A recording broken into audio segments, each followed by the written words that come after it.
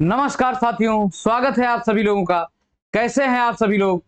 आप ये हिंदी का जो सेशन होने वाला है बहुत दमदार सेशन होने वाला है, तो इसको ध्यान से आप पढ़िएगा और एक एक क्वेश्चन को नोट करिएगा। ये सभी प्रीवियस ईयर क्वेश्चन जो आपके साथ हम डिस्कस कर रहे हैं, सभी प्रीवियस ईयर क्वेश्चन हैं और किसी ना किसी परीक्षा में कम से कम 3-4 बार एक एक क्वेश्चन पूछा गया है, तो इसको ध्यान से देखिएगा। ठीक, आज का पहला क्वेश्चन है साथियों, मध्यकालीन भारतीय आर्य भाषा का काल पूछा गया है। तो मध्यकालीन भारतीय आर्य भाषा का काल कब से कब था? तो ये 500 ईस्वी पूर्व से 1000 ईस्वी पूर्व तक था। मध्यकालीन भारतीय आर्य भाषा का काल कितना था? 500 ईस्वी पूर्व से 1000 ईस्वी पूर्व तक था। ठीक, नेक्स्ट क्वेश्चन है, पाली भाषा के सर्वप्रथम व्याकरण कौन है? तो पाली भाषा के सर्वप्रथम व्याकरण कौन है? तो ये व्याकरण किसे कहा जाता है? ये अनेक शब्दों के लिए एक शब्द में भी पूछा जाता है। तो ये जो है जिसको व्याकरण का ज्ञान होता है, व्याकरण का ज्ञान होता है, उससे क्या कहते हैं? व्याकरण के ज्ञान जिसको होता है उसे कहते हैं व्याकरण। ये क्या पढ़ा जाता है? व्याकरण। ठीक, तो पाली भाषा के सर्वप्रथम व्याकरण कौन थे? तो ये कच्चायन को माना जाता है। पाली भाषा के सर्वप्रथम व्याकरण के रूप में कच्चायन को माना जाता है। और ये पाली भाषा जो है साथियों, इससे एक प्रश्न बनता है कि ये पाली भाषा किस भाषा के अपभ्रंशन से जो है उत्पन्न हुआ है? तो ये संस्कृत भाषा भाषा के अपभ्रंश से, यह भाषा के अपभ्रंश से यह उत्पन्न हुआ है। कौन सा? ये पाली भाषा, संस्कृत भाषा के अपभ्रंशन से इसकी जो है उत्पत्ति हुई है। नेक्स्ट क्वेश्चन है, वर्णों के समुदाय को क्या कहते हैं? तो वर्णों के समुदाय को यानी अक्षरों के समूह को क्या कहा जाता है? ये समुदाय का मतलब क्या होता है? समूह होता है। तो वर्णों के समुदाय को क्या कहते हैं साथियों? उसको हम वर्णमाला कहते हैं। वर्णों के समुदाय को वर्णमाला कहा जाता है। अगला प्रश्न है, हिंदी में ध्वनियां कितने प्रकार की होती हैं? तो हिंदी में ध्वनियां जो है साथियों कुल कितने प्रकार की होती हैं? तो हिंदी भाषा में ये ध्वनियां जो हैं 2 प्रकार की होती हैं। कौन कौन सी? पहली होती है स्वर और दूसरा होता है व्यंजन। तो हिंदी भाषा में ध्वनियां कितने प्रकार की होती हैं? 2 प्रकार की होती हैं, स्वर और व्यंजन। स्वर वे होते हैं जो बिना किसी के सहायता के बोले जाते हैं और व्यंजन जो है ये स्वर की सहायता से बने होते हैं और बोले भी जाते हैं। ठीक, अगला प्रश्न है, घर, पहाड़ और नदी किस संज्ञा के भेद के अंतर्गत आते हैं? तो ये घर, पहाड़ और नदी के किस संज्ञा के भेद के अंतर्गत आते हैं? तो ये साथियों घर, पहाड़ और नदी ये जातिवाचक संज्ञा के भेद के अंतर्गत आते हैं। ठीक, किसके अंतर्गत? ये पहाड़ से पहाड़ों की जाति, नदी से नदियों की जाति, और घर से कि घर जब आप बोलते हैं तो ढेर सारे घर को समझते हैं। तो ये यही है जो जातिवाचक संज्ञा की पहचान है। ठीक, अगला प्रश्न है, निम्न में से पुल्लिंग शब्द कौन सा है? तो इनमें से पुल्लिंग शब्द कौन सा है? तो आइए एक एक करके देखते हैं। अवस्था बदलती रहती है और सेना जो है जाती है। तो ये दोनों कैसे हो गए? ये स्त्रीलिंग हो गए, ये दोनों स्त्रीलिंग हो गए। और शिक्षा दी जाती है, तो शिक्षा दी जाए या ली जाए ये भी जो है स्त्रीलिंग है। लेकिन इसमें नगर बसाया जाता है या महानगर बड़ा होता है, तो यानी कि ये नगर जो है ये इसका इस प्रश्न का सही उत्तर है, पुल्लिंग है। ठीक, अगला प्रश्न है, इनमें से किस शब्द का प्रयोग हमेशा बहुवचन में होता है? तो कौन सा शब्द ऐसा है जो हमेशा बहुवचन में ही प्रयोग किया जाता है? तो इसमें जो है साथियों होंठ जो है, होंठ, आंसू, ये आंसू और दर्शन,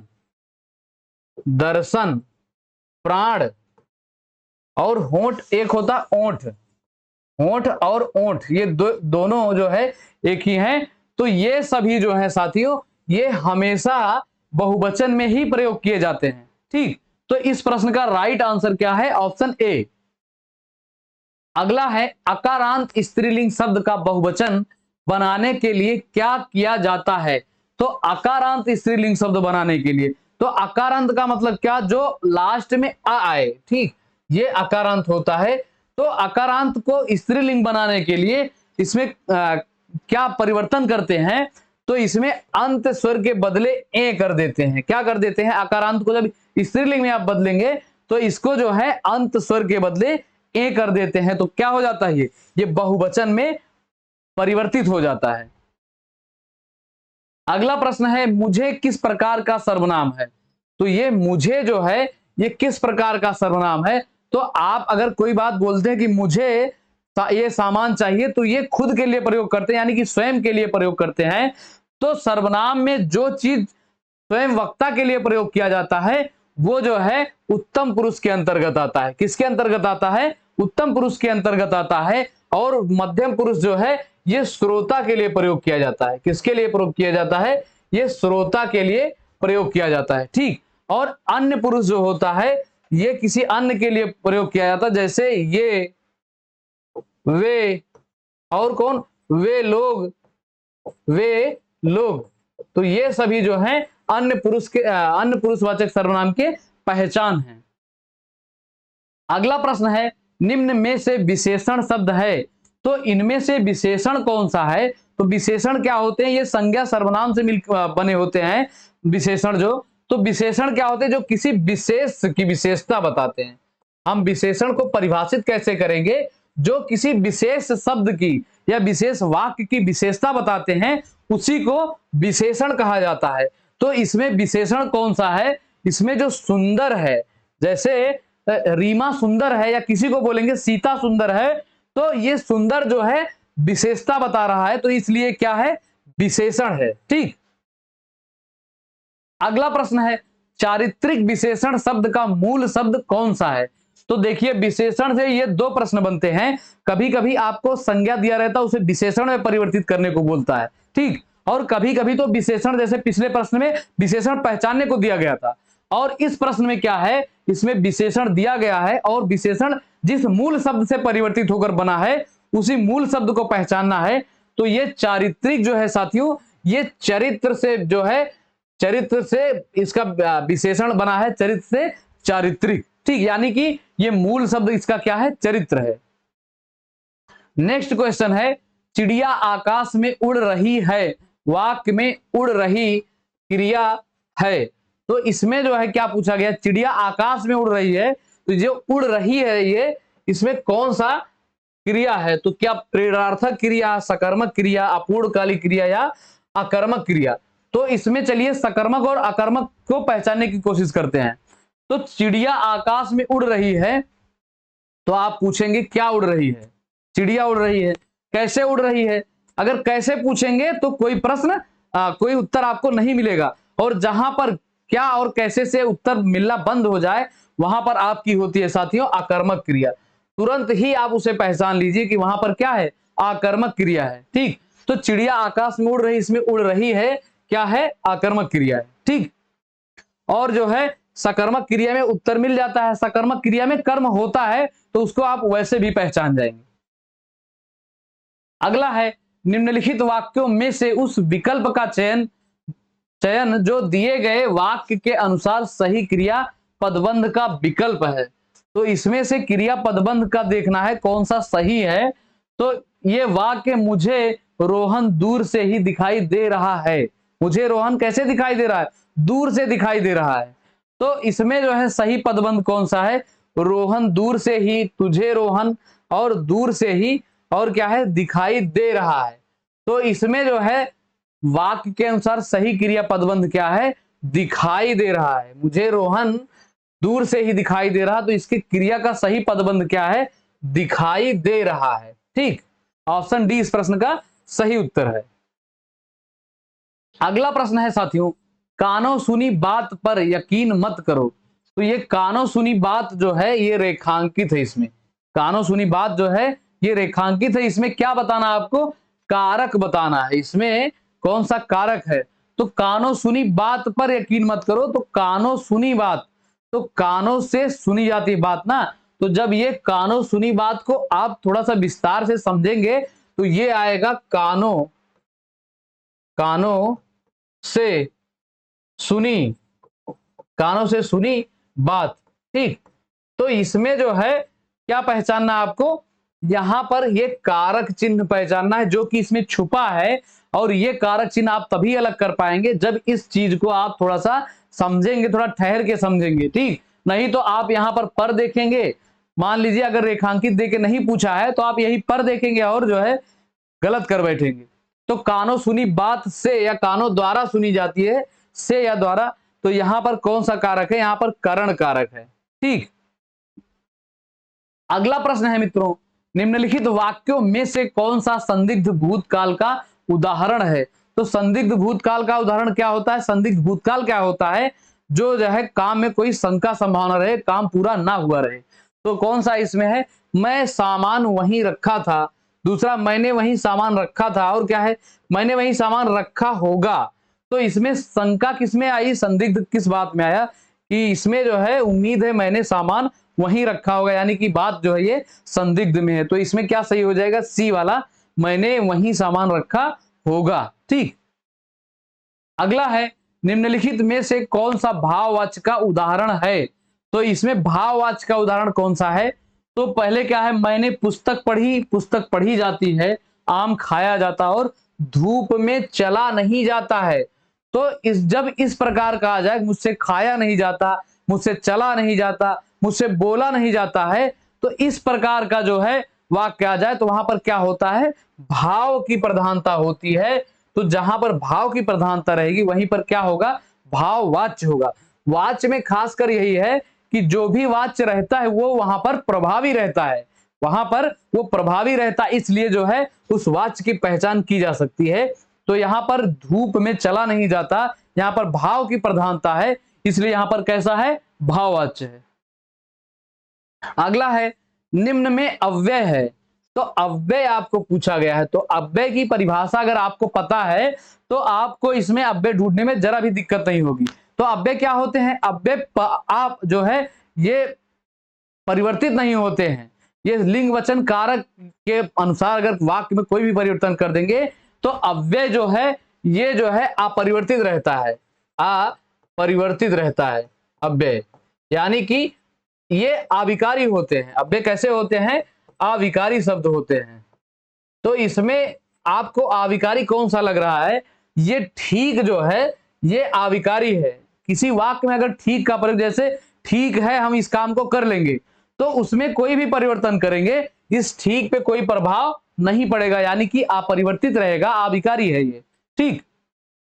अगला है, बौना का तत्सम रूप क्या है। तो बौना का तत्सम क्या है, तो तत्सम क्या होते हैं, संस्कृत वाले शब्द होते हैं, संस्कृत से सीधे के सीधे वाक्यों में प्रयोग किए जाते हैं। तो बौना का तत्सम होता है वामन। क्या होता है साथियों, वामन होता है। वामन से ही आप याद रखिए वामन पुराण होता है, तो ऐसे बौना का तत्सम क्या होता है, वामन होता है। अगला है, निम्न में कौन सा शब्द तत्सम है। तो इनमें भी कौन सा शब्द तत्सम है, तत्सम इसमें कौन सा संस्कृत वाला शब्द है। तो अग्नि जो है, आग जो है ये तो तद्भव में है, इसका तत्सम होता है अग्नि, आग का तत्सम होता है अग्नि। और आम का तत्सम होता है आम्र, आम का तत्सम आम्र होता है। और ये जो है इसमें तत्सम पूछा गया है, तो इसमें आलस्य जो है ये तत्सम शब्द है, इसका तद्भव क्या होगा, आलस होगा, आलस, ठीक। अगला प्रश्न है, अतिथि का पर्यायवाची। तो अतिथि का पर्यायवाची क्या होता है, तो अतिथि का मतलब जो आया होता है, घर पे आया होता है, मेहमान होता है, तो उसको अतिथि कहते हैं। तो इससे अतिथि का पर्यायवाची क्या है, आगंतुक, जो आया हुआ है उसको क्या कहते हैं, आगंतुक। अतिथि का ये सही पर्यायवाची है, ठीक। अगला प्रश्न है, निम्न में से कौन सा अज्ञानी का पर्याय नहीं है। तो अज्ञानी का पर्यायवाची इसमें से कौन सा नहीं है, अज्ञानी यानी कि जिसको कोई ज्ञान ना हो।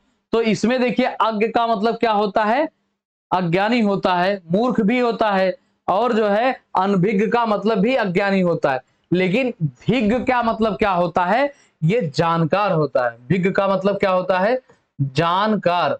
तो इसमें पूछा क्या गया है प्रश्न में कि अज्ञानी का पर्याय कौन सा नहीं है, ये ऑप्शन बी भिज्ञ जो है ये नहीं है, ठीक। अगला है, अपस्कुन का विलोम है। तो अपस्कुन का विलोम शब्द क्या है? तो अपस्कुन का मतलब क्या होता है?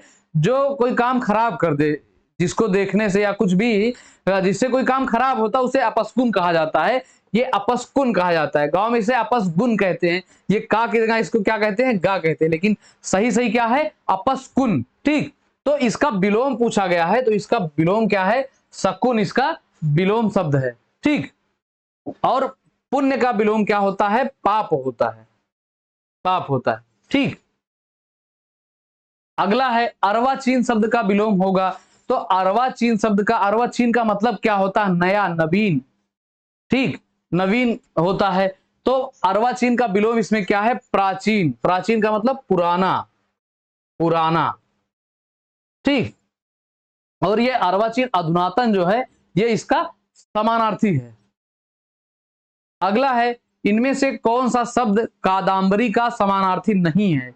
तो ये समानार्थी वाले जो हैं ये लगभग 2 क्वेश्चन किसी भी परीक्षा में पूछे जाते हैं, तो इसको तो जरूर आप ध्यान रखेंगे। ठीक, ये समानार्थी होते हैं और अनेकार्थी, ये दोनों, और पर्यायवाची, ये जो है ज्यादा मैक्सिमम वेटेज इनका रहता है। तो इसमें कादम्बरी का समानार्थी कौन सा नहीं है? तो इसमें सरस्वती, मैना और मदिरा, ये तीनों जो है कादम्बरी के समानार्थी हैं।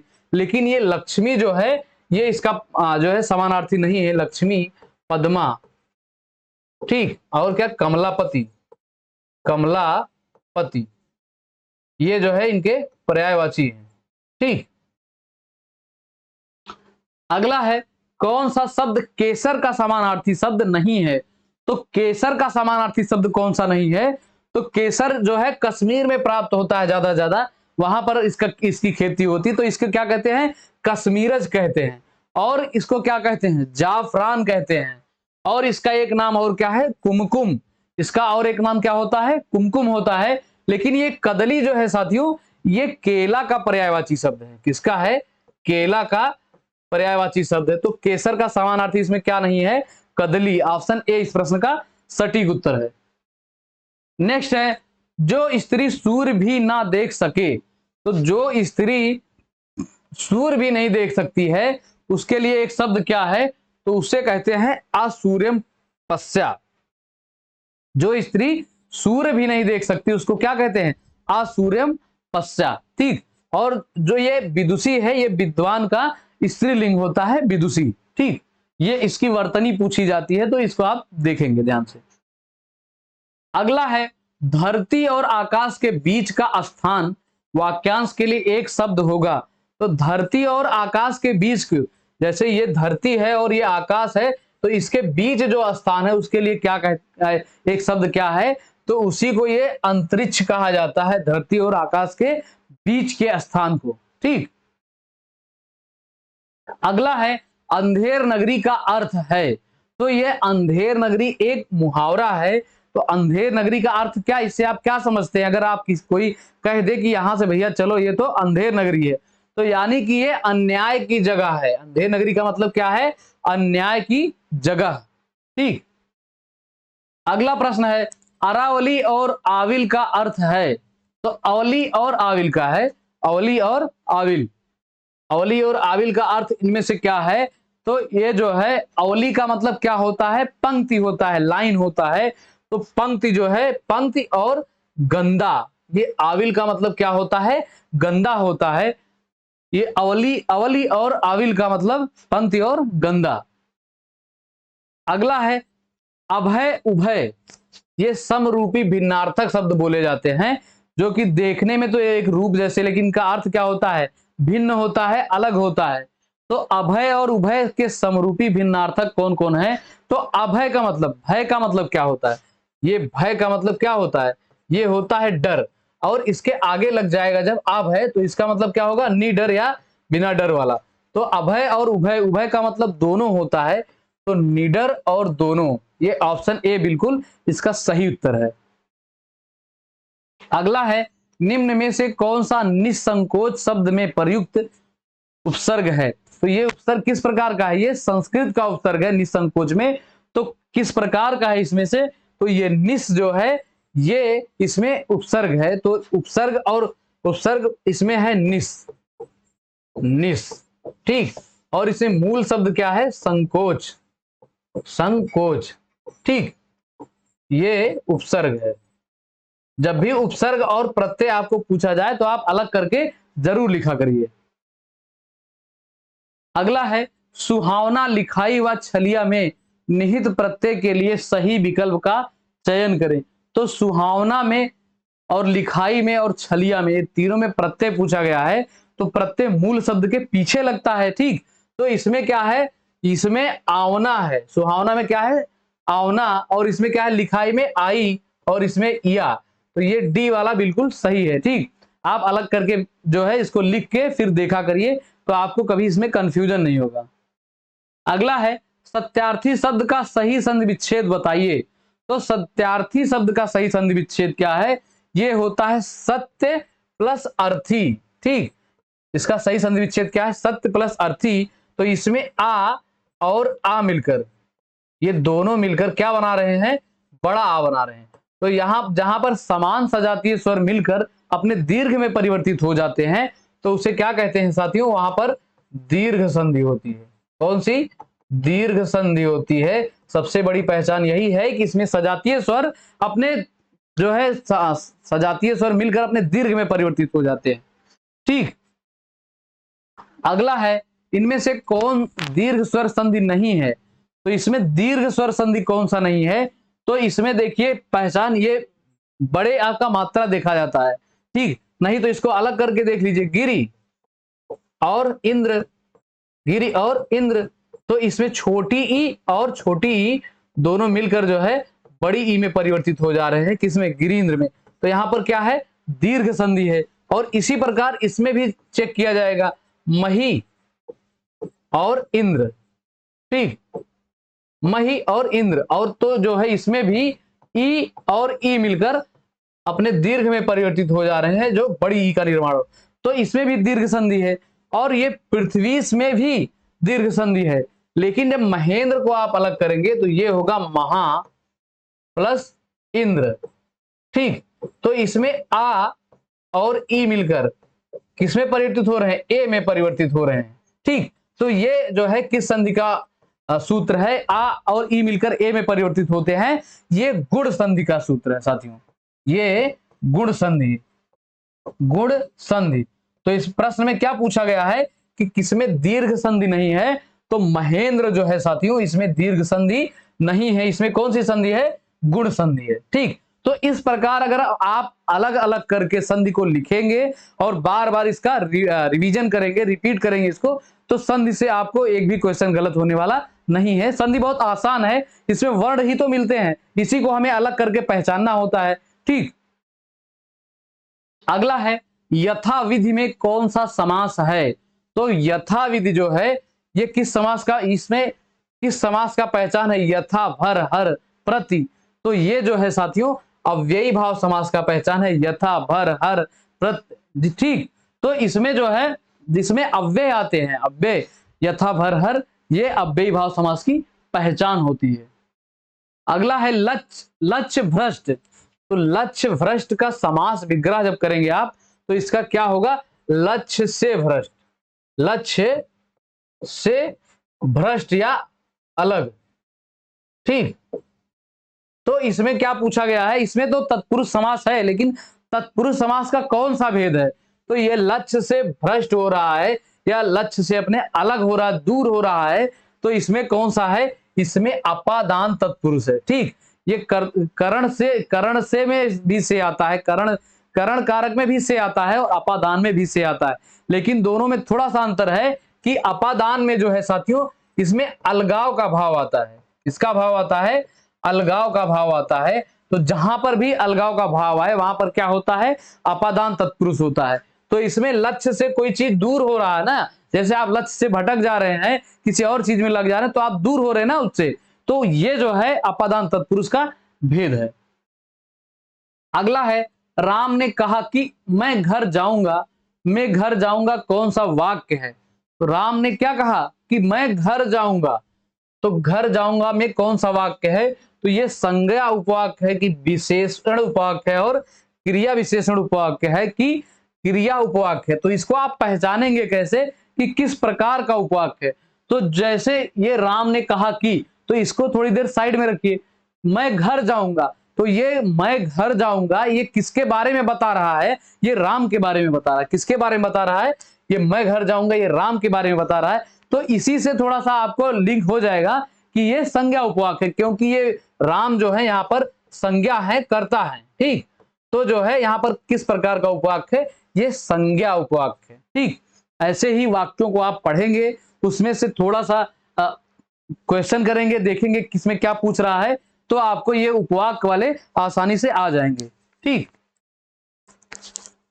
अगला है, यह काम उसने ही किया होगा। इस वाक्य में ही क्या है?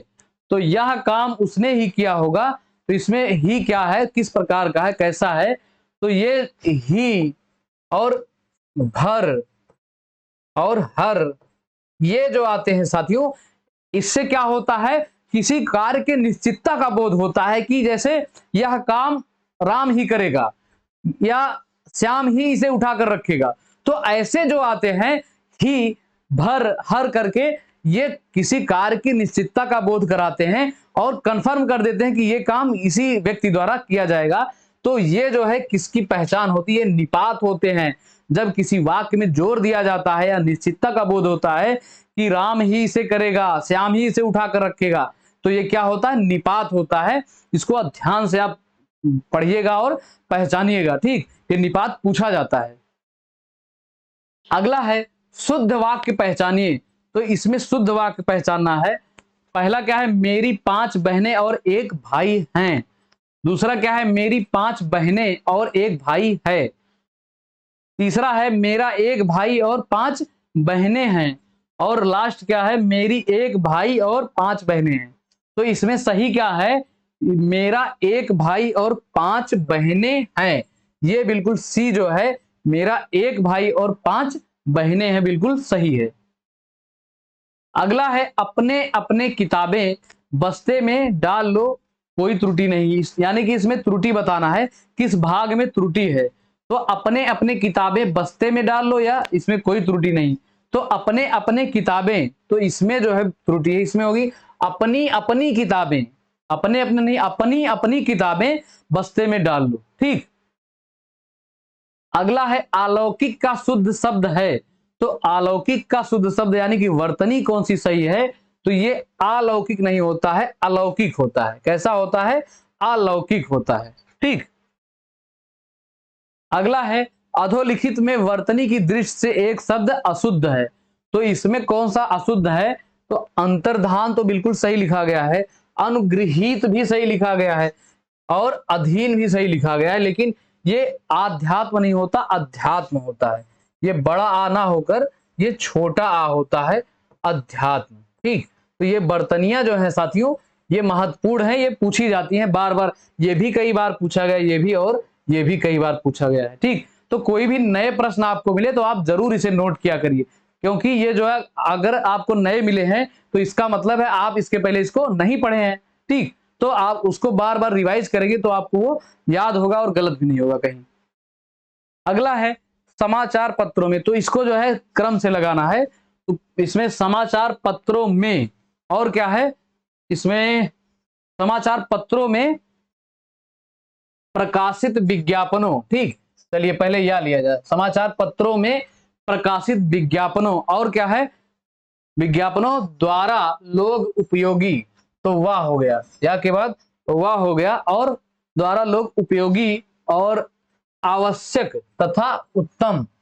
तो रा हो गया उत्तम, उसके बाद उत्तम पदार्थों से, तो ये ला हो गया, ला, पदार्थों से परिचित होते हैं। तो सही क्रम क्या आ गया इसमें? या व राला, या व राला जो है बिल्कुल ये सही, इसका सही विलान है। अगला है, इसमें भी वही है, प्राचीन काल में। तो इसमें पहले कौन आएगा? प्राचीन काल में पुस्तकें हस्तलिखित होती थी। तो पहले क्या आ गया? पहले इसमें ला आ गया। प्राचीन काल में पुस्तकें हस्तलिखित होती थी, और क्या है? और जिससे एक व्यक्ति, तो इसमें हो गया रा, जिससे एक व्यक्ति। उसके बाद क्या है? के लिए विविध विषयों पर। तो ला, रा और वा, के लिए विविध विषयों पर, और इसके बाद क्या बच गया, इसमें बच गया ये अनेक पुस्तकें उपलब्ध कराना। तो यह हो गया, अनेक पुस्तकें उपलब्ध कराना बड़ा कठिन था। ठीक, तो इसका सही क्या हो गया, ला रा वा या। तो ला रा वा या, ये बी वाला बिल्कुल इसमें सही है। अगला है रति, हास, शोक, क्रोध, भय आदि भावों की गिनती इनमें से किस भाव के अंतर्गत आती है। तो ये रति, हास, क्रोध, भय आदि ये भाव की जो गिनती हम करते हैं किसमें करते हैं, ये सभी रसों के अस्थाई भाव हैं। किसके, ये सभी अस्थाई भाव हैं। ठीक, अगला है विभाव के कितने प्रकार होते हैं। तो विभाव के कितने प्रकार होते हैं, तो विभाव के दो प्रकार होते हैं। एक होता है उद्दीपन, क्या होता है, उद्दीपन, और दूसरा क्या होता है, विभाव होता है, विभाव। ठीक, अगला है निम्न में सममात्रिक छंद कौन सा उदाहरण है। तो सममात्रिक क्या होते हैं, जिसमें मात्राएं सम होती हैं। ठीक, जैसे किसी में 11-13 होती है, किसी में 13-11 होती हैं, और किसी में 16-16 और किसी में 24-24। तो ये जो 16-16 और 24-24 होती हैं, इन्हीं को कहा जाता है सममात्रिक छंद। तो सममात्रिक छंद इसमें कौन सा है, ये चौपाई है। इसमें कितनी होती हैं, 16-16 होती हैं। तो अगला इसी में पूछा है चौपाई छंद के प्रत्येक चरण में कितनी मात्राएं होती हैं। तो चौपाई छंद के प्रत्येक चरण में कितनी मात्राएं होती हैं, अभी पीछे बताया, ये 16-16 मात्राएं होती हैं चौपाई छंद के प्रत्येक चरण में। ठीक, अगला है कल कल कोमल कुसुम कुंज पर मधुर बरसने वाला वाला कौन रे। तो इसमें जो है आपको क्या बताना है, अलंकार बताना है इसमें। ठीक, तो इसमें कल का और इसमें भी का। ठीक, तो इसमें जब वर्णों की आवृत्ति बार बार होती है तो वहां पर साथियों अनुप्रास अलंकार होता है, यानी कि अक्षरों की बार बार आवृत्ति होती है तो वहां पर किस प्रकार का अलंकार होता है, वहां पर अनुप्रास अलंकार होता है। ठीक, और श्लेष का मतलब एक ही शब्द से दो अर्थ जो है चिपका होना, चिपका होना, ये श्लेष अलंकार होता है। ठीक, अगला है हिंदी गद्य का सर्वप्रथम युग किसे माना जाता है। तो हिंदी गद्य का सर्वप्रथम युग किसे माना जाता है, तो हिंदी गद्य का सर्वप्रथम युग साथियों ये भारतेंदु युग को माना जाता है।